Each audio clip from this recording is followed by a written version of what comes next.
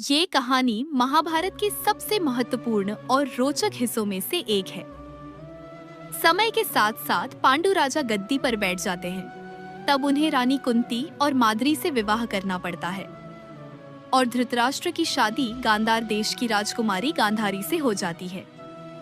जब गांधारी को पता चला कि उनके पति धृतराष्ट्र नेत्रहीन है, तो उन्हें भी अपनी आंखों पर आजीवन पट्टी बांधने का संकल्प लेना पड़ा। एक बार आर्षि वेद व्यास हस्तिनापुर आए। गांधारी ने उनकी बहुत सेवा की। प्रसन्न होकर व्यास ने उन्हें 100 पराक्रमी पुत्रों की मां होने का वरदान दिया। समय बीतता गया। वरदान के फलस्वरूप गांधारी ने गर्भ धारण किया, लेकिन उनका गर्भकाल लगभग 2 साल तक चला।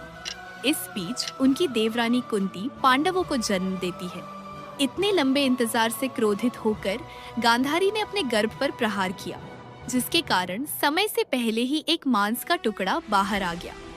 दुखी होकर जब गांधारी ने उस मांस के टुकड़े को फेंकने वाली थी, तब आर्षि व्यास आकर बोले कि उनका वरदान कभी असफल नहीं हो सकता। ये बोलकर आर्षि व्यास ने उस मांस के टुकड़े को 101 बराबर भागों में विभाजित करने का निर्देश दिया। उन्होंने उन 101 टुकड़ों को घी से भरे हुए 101 मिट्टी के बर्तनों में रखवाया। कुछ समय बाद जब घड़े खोले गए, सबसे पहले जिस घड़े से शिशु बाहर आया वो दुर्योधन था, जिसका रूप तो सुंदर था, पर उसके जन्म के समय अशुभ संकेत दिखे।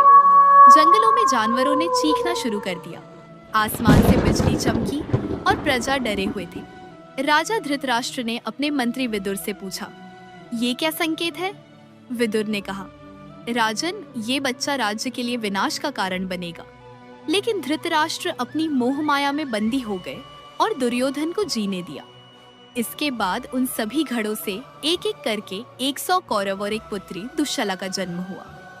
ये कहानी का तात्पर्य ये है कि जब मनुष्य अपने गुस्से और लोभ में प्रकृति के नियमों का उल्लंघन करता है, तब विनाश निश्चित होता है।